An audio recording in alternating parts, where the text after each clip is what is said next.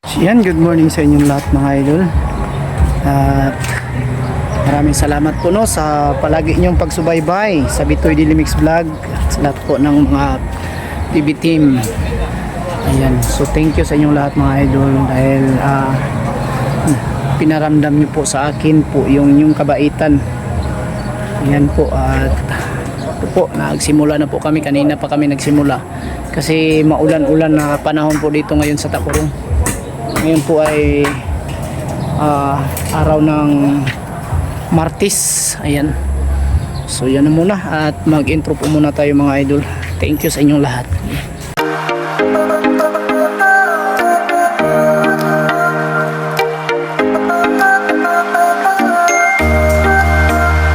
Bigay tayo ng update sa ating mga kasamahan dito sa ginagawa nila.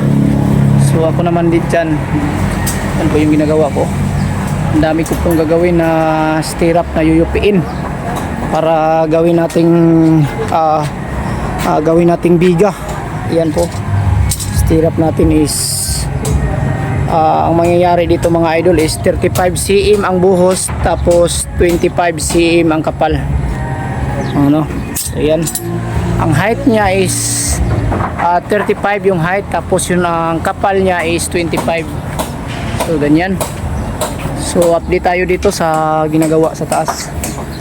So yan, patuloy pa rin sila po dito na tinutukuran po yung magiging slab natin, at saka yung iba naman ay ayan, magawa po sila ng elevation po na kahoy para po sa magiging biga po dito sa ginagawa namin na commercial building. So mga abang lang kayo palagi mga idol kasi baka mga next day makapag-umpisa na kaming lagyan ng sahig po yung. So yan, sisilipin natin yung natira nating, ito po yung natira nating mga kabit. So kakaunti na lang yan, kulang po talaga yan, so dagdagan natin yan, pero mamaya ko pa yan i-compute mga idol para at least makuha natin yung sakto na materialis para dyan. So titingnan naman natin yung mga kahoy natin kung mayroon pa ba tayong magagamit kasi ang dami pang kulang. Ayan talaga, yan lang po yung natira. Ang dami na po talaga dito naka-stack na buhangin mga idol. Buhangin saka crusher po yung gamit namin. Ayan, mas maganda kasi yan sa pangbuhos. Dito sa kabila naman ay iba-iba kasing hardware na pinanggalingan nito. Ito po, mix pong crusher nila dito, hinatid. Ito po yung maganda maliliit, masyadong malaki. 3/4 po yan mga idol. Ang yung crusher na ginagamit namin dito is 3/4. Yung gusto ko sana is 3/8 pero wala silang available dito mga kababayan mga idol. Is napakaganda sa panghalo o pang mix yung 3/8 na crusher kasi hindi siya masyadong malaki, hindi siya mababara sa mga poste at sa mga biga. Yun po yung advice ko sa aking mga kasamahan dito na nagtatrabaho kung sakali mayroon silang project, kung mayroon silang makukuha na 3/4 na mga crusher or YY, mas maganda kaysa 3/8. So yan, ang natitira namin idol is ito na lang po. Ayan kaunti na lang taga. Ang kahoy namin ay kakaunti na lang talaga, tapos ayan, at baka mag-deliver sila. May ino-order naman tayo pero hindi natin alam kung anong insaktong araw o oras na ihahatid. At papakita na rin natin ang update dito sa aming building permit na ginagawa number building permit number. So yan mga idol, ito po yun, kita natin.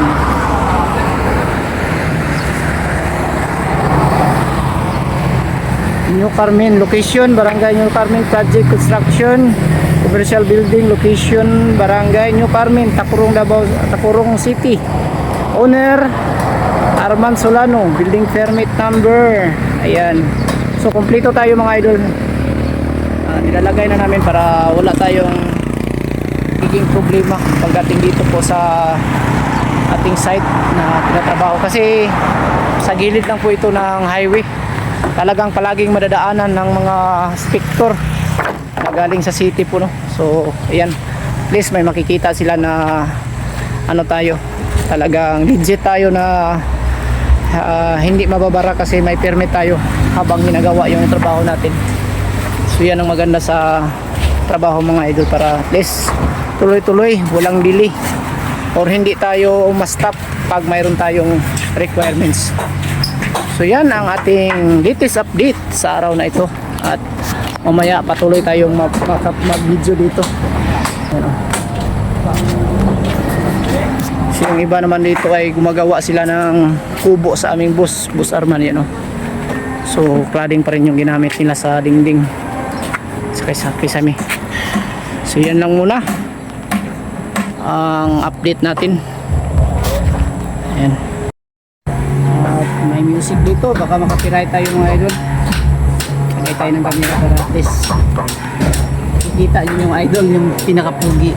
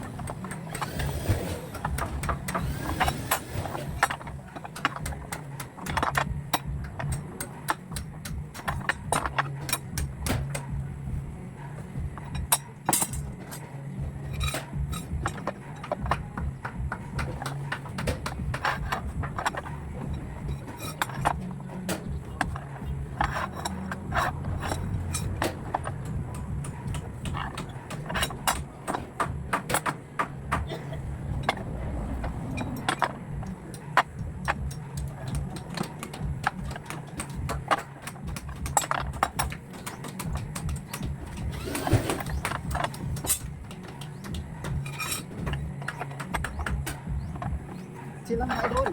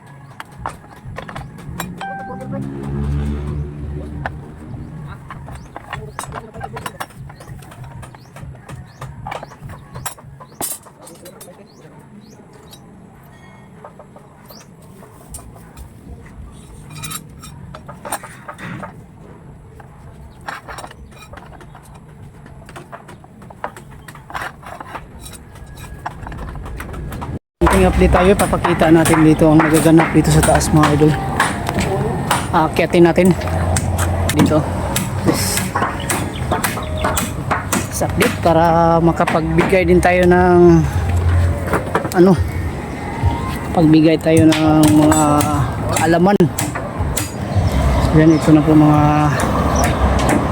mga ka-idol yung natapos po nila dito. So inulang kami ng kahoy at hindi pa yun na dumating yung order namin. So ito na po yung nagaganap dito sa taas.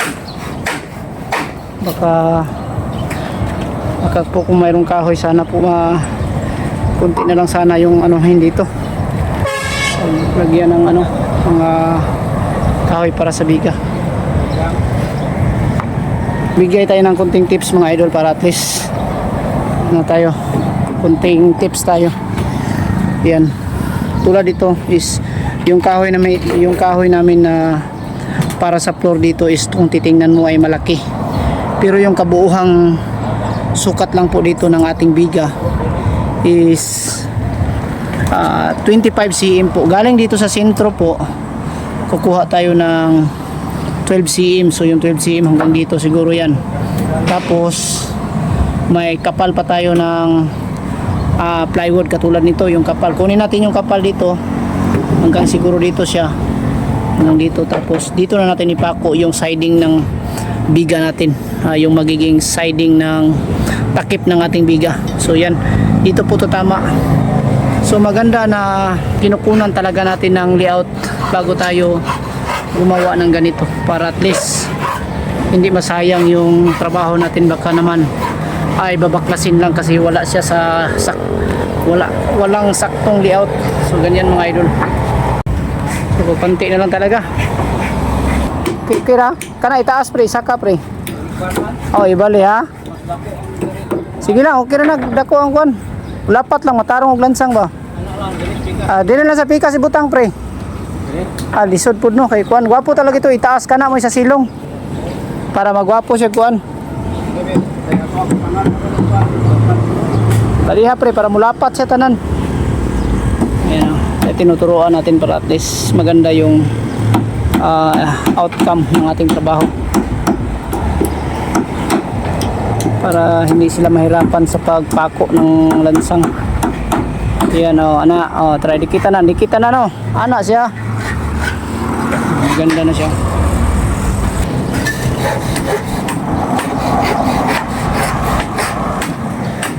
Ulangan pa nagtuko diri sa pitas tunga nilang kuan ba oh. Umok man. Ano kaniyo? Kani preo. Niyo oh. Naog. Pura ng kahoy tunga pre. Mag lakad dito sa taas kasi wala tayong patungan. So ingat-ingat lang tayo dito. Please makapagbigay tayo ng tips sa inyo sa gustong matuto dyan. Para at least naman makuha nyo rin yung idea namin. Paano namin binuo yung ganitong trabaho mga idol. Ganyan. Dito naman sa harapan ay may overwrap tayo dito na 150. Kuha rin tayo dito ng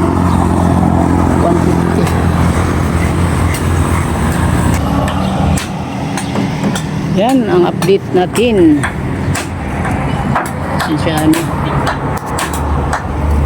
Yan, update tayo sa ating nagawa or ginagawa nila. So dumating na po yung kahoy natin dito mga idol. Naka-deliver na po sila. 150 muna po itong na-deliver mga idol. Tingnan yung mga kahoy, ang pangit. Baluktot. Hindi tayo makapagpili ng maganda dito para sa magiging biga natin. Tingnan mo yung kahoy nila. Ang pangit ng pagkakahoy.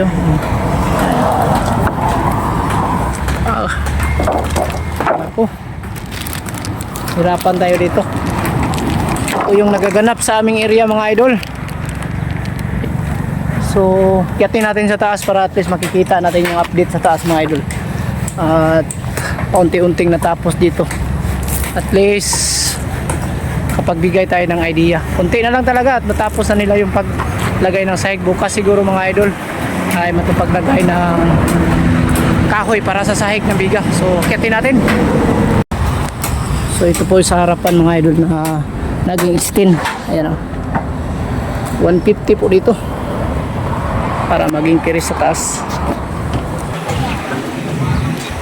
Ito na lang banda dito na part mga idol nung hindi pa nalagyan ng katulad nito. Ayan katulad ng ganyan. So dito sa harapan at saka dito sa gilid kita natin yung dito na part kasi may 120 din dito sa bandang gilid. 120 po yung overlap natin dyan at doon ay natapos na rin nila sa paglagay yung sa likuran.